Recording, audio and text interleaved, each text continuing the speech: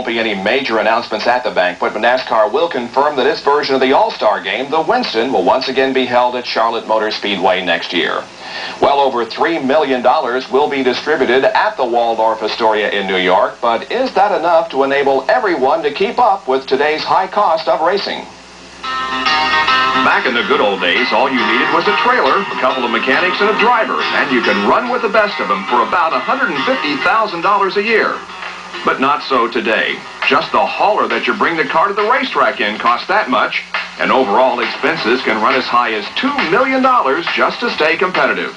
Well, it's tough to come up with a major sponsor. You have to have so much money to operate this day and time, and of course, you got to have a sponsor that can be able to spend that kind of money, and of course, they want results too. But Cale is among the lucky ones for next year. When Hardee's announced they wouldn't return as his major sponsor, Phillips 66 and their Trop Arctic Motor Oil stepped in as the major backer for Cale and his new driver, Dick Trickle.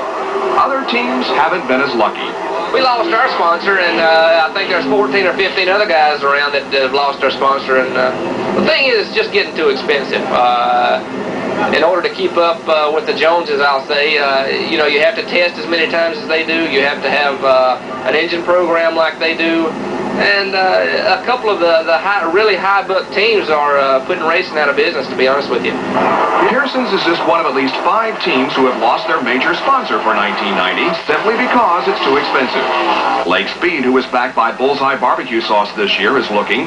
Buddy Baker has lost Crisco money. Bobby Hillen's Stavola Brothers team will only run one car next year. They lost their Miller sponsorship to Rusty Wallace.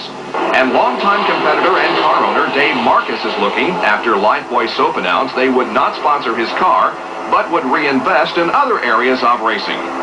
Now, does all this mean that there will be fewer teams next year and Winston Cup racing is losing some of its appeal? Well, Baker doesn't think so. I think you're seeing the start of a bigger and better deal because we're record crowds, TV attendance is great, and the cars are visible. When you put a sponsorship on there, you can see your sponsorship. It's about the same every year. I went to December 31st one time before I got a sponsor for the next year.